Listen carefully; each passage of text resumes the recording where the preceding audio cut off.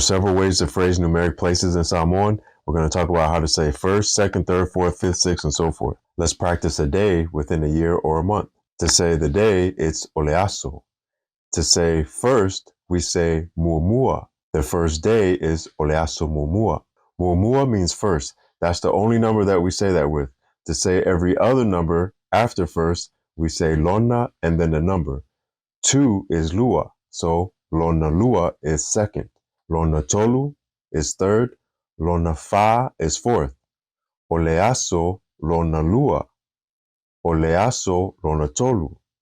Oleaso lona fa. Oleaso lona lima, and so forth. The word for year is tausanga.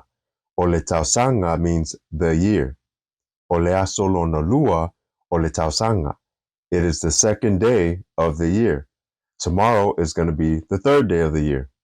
Oleaso lona tolu. Of the year, ole tausanga. Oleaso lona tolu, ole tausanga. You see how we're doing it? Masina means month. So just swap out tausanga for masina.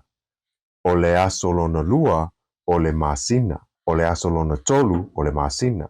Practice counting numeric phrases in Samoan at pacificapages.net.